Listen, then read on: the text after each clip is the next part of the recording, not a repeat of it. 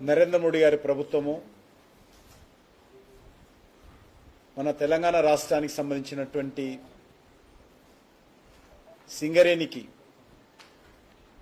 వరుసగా మూడవ coal block నిన్న అలాట్మెంట్ చేయడం జరిగింది. మణిగూరు పీకేఓసి డీప్ సైడ్ కోల్ బ్లాక్ను నిన్న సింగరేణికి రావడం జరిగింది.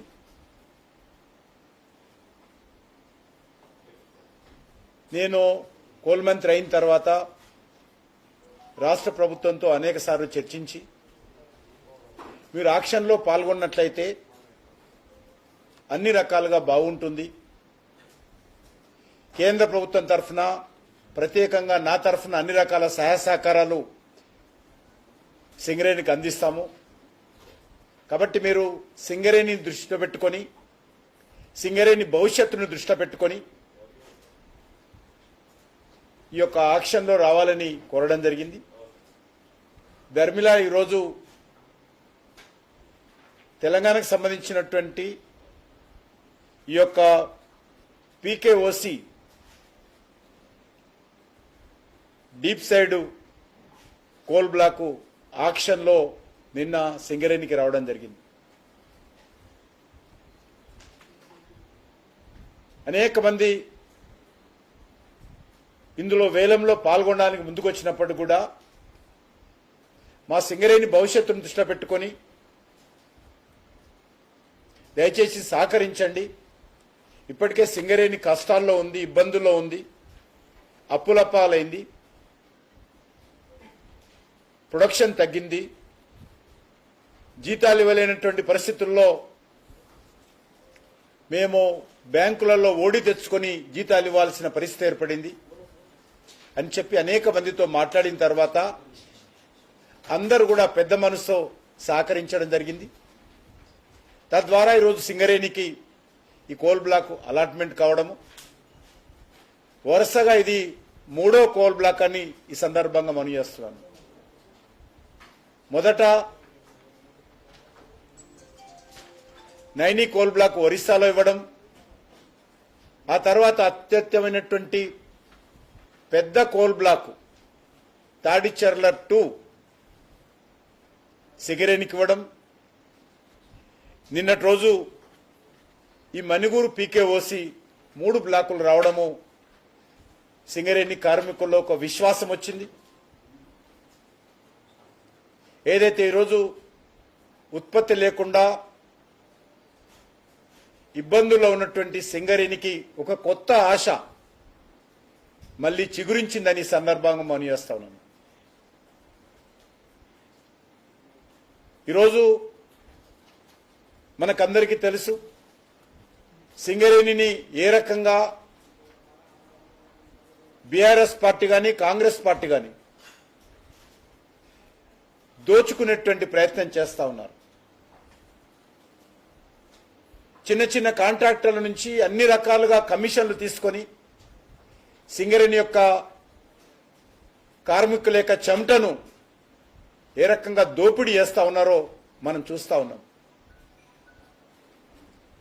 కేసీఆర్ రేవంత్ రెడ్డి పుణ్యమాని ఈరోజు 54,000 కోట్ల రూపాయలు సింగరేణి కార్మికుల శ్రమ, సింగరేణి కార్మికుల యొక్క రక్తముతో చేసి చెమట ఈరోజు రాష్ట్ర ప్రభుత్వం ఇవ్వకుండా ఈరోజు సింగరేణిని ఆర్థికంగా ఇబ్బందులకు గురి చేస్తున్న విషయాన్ని సందర్భంగా మనం చేస్తా ఉన్నాం. కాబట్టి ఇప్పటికైనా రాష్ట్ర ప్రభుత్వము సింగరేణికి ఇవ్వాల్సినటువంటి 54,000 కోట్లు ఇంకా పెరిగింది ఈ మధ్యలో 54,000 కోట్ల రూపాయలు వెంటనే ఇవ్వాల్సిందిగా నేను కోరుతా ఉన్నాను. ప్రతిరోజు ముఖ్యమంత్రి లక్షల కోట్ల గురించి మాట్లాడతాడు, 1,000 కోట్లు చెల్లిస్తున్నానని ప్రకటిస్తున్నాడు.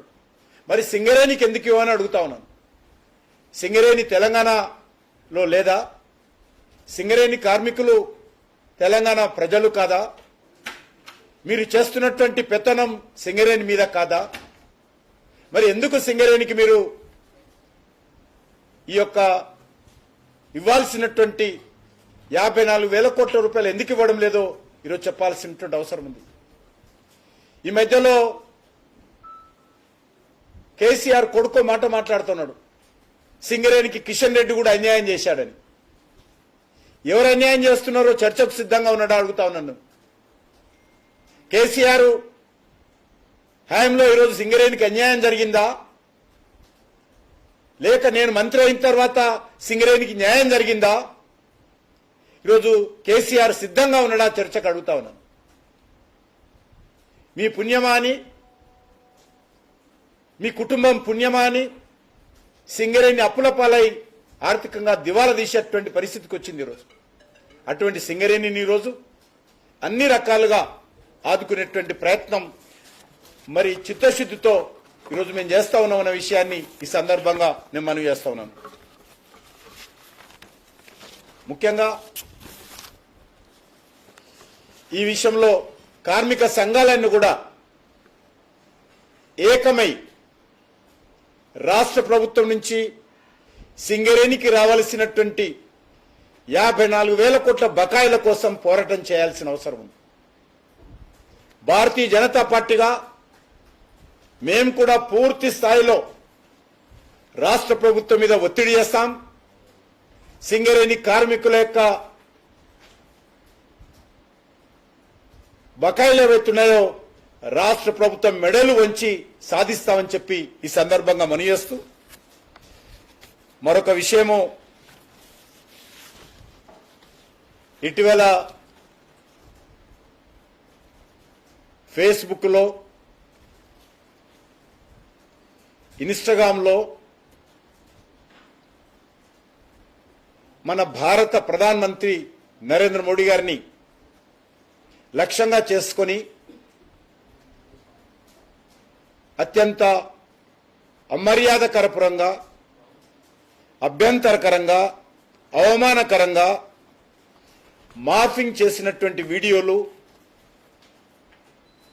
ఫోటోలను పోస్ట్ చేస్తున్న విషయం మనకు తెలుసు. ఒక నరేంద్ర మోడీ గారి మీదనే కాదు, స్వర్గస్థురాలైనటువంటి అలా తల్లి గారిని అనేక రకాలుగా నీచాతి నీచంగా నోటితో చెప్పలేనటువంటి మాటలతో, రాతలతో, కనీసమైనటువంటి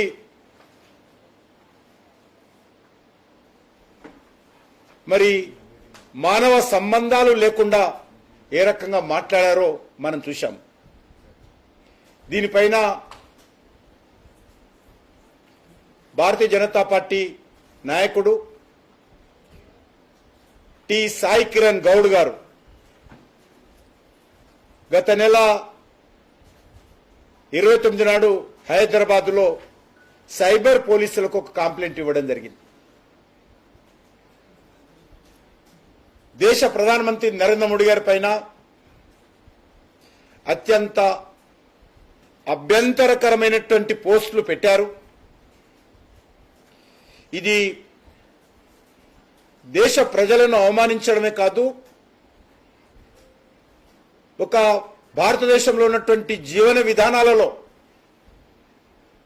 మన మాతృమూర్తులకు, మనకు జన్మనిచ్చినటువంటి తల్లులకు ఎంతో గౌరవం ఇస్తాం మనం.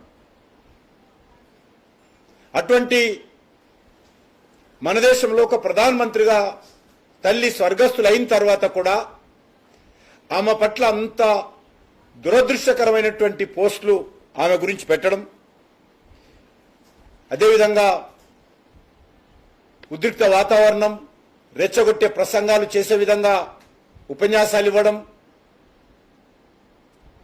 దేశ ప్రజాస్వామ్య వ్యవస్థను దెబ్బతీసే విధంగా, భారత రాజ్యాంగాన్ని అవమానించే విధంగా మరి పోస్టులు పెట్టినప్పుడు మా పార్టీ కార్యకర్త హైదరాబాద్లో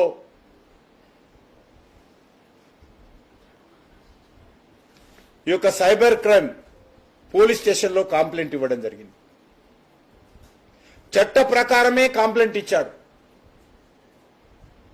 ఈ దేశంలో ఎవరికైనా సరే రాజ్యాంగానికి వ్యతిరేకంగా మాట్లాడినప్పుడు మరి దానికి సంబంధించి ఫిర్యాదు చేసుకునేటువంటి హక్కు ఈ దేశంలో డాక్టర్ బాబాసాహెబ్ అంబేద్కర్ 140 కోట్ల మందికి ఇచ్చాడు. మరి ఆ ఫిర్యాదును ఆధారంగా చేసుకొని హైదరాబాద్ సైబర్ క్రైమ్ పోలీస్ ఫిర్యాదుని స్వీకరించి ఎఫ్ఐఆర్ నమోదు చేయడం జరిగింది. దీనికి సంబంధించినటువంటి వివరాలు కూడా మేము ఏ పోస్టులలో ఏ రకంగా ప్రధానమంత్రి గారిని వారి తల్లి గారిని ఫోటోల ద్వారా వీడియోల ద్వారా అభ్యంతరకరంగా పోస్టులు పెట్టారో వివరాన్ని కూడా మా పార్టీ తరఫున ఇవ్వడం జరిగింది. మరి దానికి సంబంధించి సమాచార సాంకేతిక చట్టం ఐటీ యాక్ట్ ప్రకారము జూలై 29 నాడు హైదరాబాద్లో సైబర్ క్రైమ్ పిఎస్ పరిధిలో కేసు నమోదు చేయడం జరిగింది. సెక్షన్ 67 ఐటీ యాక్ట్ 353/2 366/4 భారత న్యాయ సంహిత ఆధారంగా కేసును హైదరాబాద్ పోలీసులు నమోదు చేశారు. కేసు నమోదు చేయడం అంటే దోషిగా ప్రకటించడం కాదు, వచ్చినటువంటి ఫిర్యాదుని స్వీకరించి దర్యాప్తు చేయడం వరకే ఇందులో. ఇది దర్యాప్తు చేయడానికి కావలసినటువంటి ఒక చట్టబద్ధమైనటువంటి ప్రక్రియ మాత్రమే. ఈ ఆరోపణలు నిజమా కాదా, ఎవరు పోస్టులు పెట్టారు, ఎందుకు పెట్టారు అనేది దర్యాప్తులో తేలుతుంది. చివరకు శిక్ష విధించేది కూడా న్యాయస్థానాలే. మరి ఫిర్యాదులో ప్రస్తావించినటువంటి అంశాల నేపథ్యంలో ఈ యొక్క మెటా ఇండియా ప్రతినిధి పైన కూడా పోలీసులు కేసు పెట్టడం జరిగింది.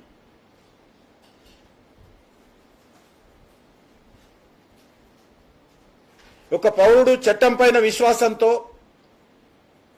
పోలీస్ స్టేషన్కి వెళ్లి ఫిర్యాదు చేయడమైనటువంటిది రాజ్యాంగబద్ధమైనటువంటి హక్కు. ఇది ఈ హక్కును వినియోగించి వచ్చిన ఫిర్యాదులపైన కేసు నమోదు చేసి చర్యలు తీసుకోవాల్సినటువంటి బాధ్యత పోలీసులకు ఉంటుంది. అంతే తప్ప దురదృష్టకరము, ఎవరైతే కేసు నమోదు చేశారో ఆ పోలీస్ అధికారులను ఈరోజు తెలంగాణ ప్రభుత్వం బెదిరిస్తోంది. అంతేకాదు హైదరాబాద్లో cyber crime deputy police commissioner ఆనందబాబును ట్రాన్స్ఫర్ చేసినట్టు వార్తలు వస్తా ఉన్నాయి. ఢిల్లీ నుంచి రాహుల్ గాంధీ, కాంగ్రెస్ పార్టీ అధిష్టాన వర్గం ముఖ్యమంత్రితో ఈ విషయం పైన ఏ రకంగా కేసు మీరు నమోదు చేశారు, నేషనల్ మీడియా అంతా కవర్ చేస్తా ఉంది, మరి ఈ రకంగా మీరు ఫిర్యాదు నమోదు చేయడము మెటా కంపెనీ పైన అని చెప్పి రాహుల్ గాంధీ మాట్లాడినట్టు, తద్వారా ఆగ మేఘాల మీద డీసీపీని ట్రాన్స్ఫర్ చేసినట్టు ఈరోజు హైదరాబాద్లో మరి చెప్పుకుంటున్న విషయాన్ని మనం చేస్తా ఉన్నాం. ఎలాంటి పొరపాటు లేకున్నా సమర్థవంతంగా బాధ్యతలు నిర్వర్తిస్తున్నటువంటి పోలీస్ అధికారుల మీద, ప్రభుత్వ ఉద్యోగస్తుల మీద ఈరోజు తెలంగాణలో ట్రాన్స్ఫర్స్ మామూలైపోయాయి. ఒక 6 నెలల్లో ఒక జిల్లాకు 3 కలెక్టర్లు వస్తా ఉన్నారు. ఒక మండలానికి 4 తహసీల్దార్లు 6 నెలలకు వస్తున్నారు. నెలకొకసారి మారుస్తా ఉన్నారు అధికారులను. మ్యూజికల్ చైర్ లాగా ఈరోజు ప్రభుత్వ అధికారులను మరి ఏ రోజు ఎక్కడ ఉంటారో తెలియని పరిస్థితుల్లో ఈరోజు భయాందోళనతో ఉన్నారు. పిల్లలు ఎక్కడ ఉండాలి, తల్లిదండ్రులు ఎక్కడ ఉండాలి, భార్యాభర్తలు ఎక్కడ ఉండాలి కూడా తెలియనటువంటి పరిస్థితుల్లో ఈరోజు ప్రభుత్వ అధికారుల యొక్క ట్రాన్స్ఫర్స్ రేవంత్ రెడ్డి గారి హయాంలో మారిపోయాయి. ఒక పోలీస్ అధికారి చట్టబద్ధంగా తన బాధ్యతలు నిర్వర్తిస్తే ఆయనను శిక్షించింది కాంగ్రెస్ పార్టీ ప్రభుత్వం. ఏ అధికారి అయినా భవిష్యత్తులో తన బాధ్యతలు నిర్వర్తించాలంటే భయపడేటువంటి విధంగా ఈరోజు డీసీపీని ట్రాన్స్ఫర్ చేసి మిగతా అధికారులందరినీ బెదిరిస్తా ఉన్నారు.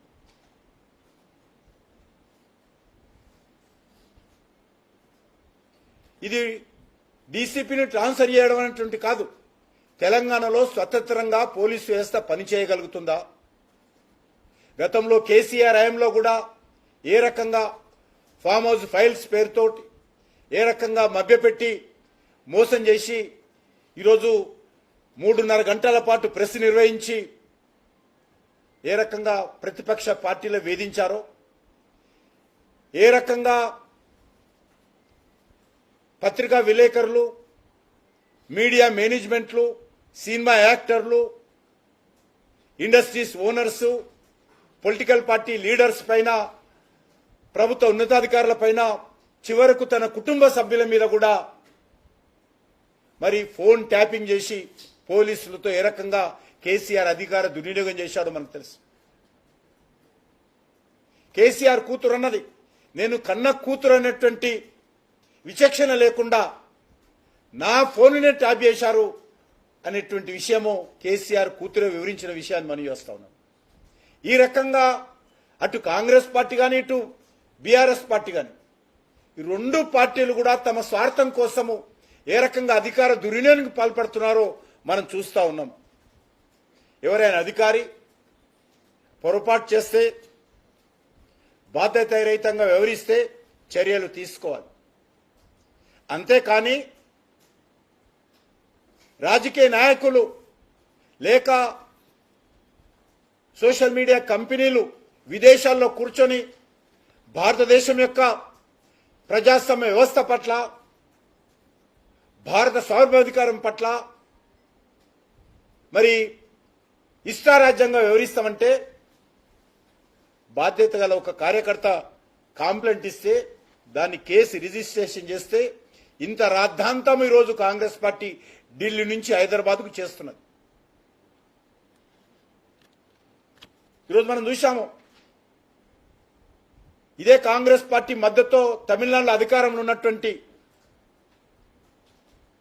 టీవీకే ప్రభుత్వము ముఖ్యమంత్రి విజయ్ మీద అక్కడ ఉన్నటువంటి ప్రతిపక్ష ఎంపీ, ప్రతిపక్ష ఎమ్మెల్యే, ఒక ప్రతిపక్ష నేత శాసనసభలో ప్రతిపక్ష నాయకుడుగా ఉన్నాడు. ఆయన ఏదో కామెంట్ చేశాడని చెప్పి ఈరోజు మీరు అరెస్ట్ చేశారు. అక్కడ ఒక నీతి మీకు, తమిళనాడులో కాంగ్రెస్ మద్దతు ఉన్నటువంటి ప్రభుత్వానికి ఒక నీతి, ఇండియా అలయన్స్కి ఒక నీతి, మరి తెలంగాణకు వస్తే కాంగ్రెస్ పార్టీ ప్రభుత్వానికి ఒక నీతి అని అడుగుతా ఉన్నాను. ఈరోజు ప్రధానమంత్రి గారు తల్లి మీద రావచ్చు, అత్యంత నీచంగా మాట్లాడవచ్చు. మరి రేపు మీ గురించి, మీ బంధువుల గురించి, మీకు జన్మనిచ్చినటువంటి తల్లిదండ్రుల గురించి ఎవరైనా మాట్లాడితే మీకు ఎంత బాధ అవుతుందో మరి వాళ్ళందరూ అర్థం చేసుకోవాల్సిన అవసరం ఉంది.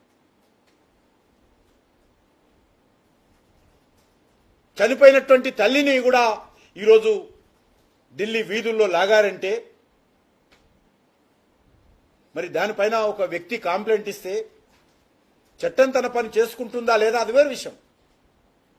కనీసము ఆ అధికారిని బెదిరించి ఈరోజు ట్రాన్స్ఫర్ చేయడమవుతున్నదో కాంగ్రెస్ పార్టీ యొక్క దురంక పూరితమైనటువంటి చర్యకు అద్దం పడతా ఉందన్న విషయాన్ని మనం చేస్తా ఉన్నాం. రాజ్యాంగం అని దిక్కు మాట్లాడతారు. రాజ్యాంగం అందరికీ సమాన అధికారాలు ఇచ్చింది.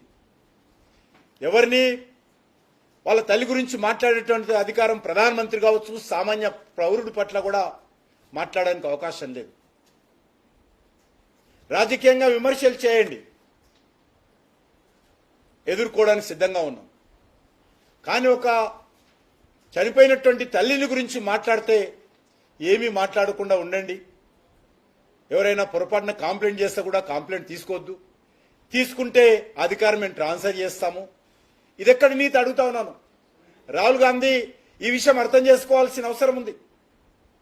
రాహుల్ గాంధీ గురించి ఇట్లనే మాట్లాడితే మరి రేపు ఇదే విధంగా రేవంత్ రెడ్డి అధికారుల మీద కేసు రిజిస్ట్రేషన్ చేయొద్దని చెప్తాడని అడుగుతా ఉన్నాను. అందుకని ఈ సందర్భంగా డిమాండ్ చేస్తా ఉన్నాను, డీసీపీకి మిగతా అధికారులకు సంబంధించినటువంటి బెదిరింపులు ఎందుకు చేశారో చెప్పాల్సినటువంటి అవసరం ఉంది. ఈరోజు తెలంగాణలో నేను ఒకటే అడుగుతాను, ఈ యొక్క కేసుకే మీరు ఈరోజు డీసీపీని ట్రాన్స్ఫర్ చేశారు కదా, మరి ఈరోజు తెలంగాణ దేశంలోనే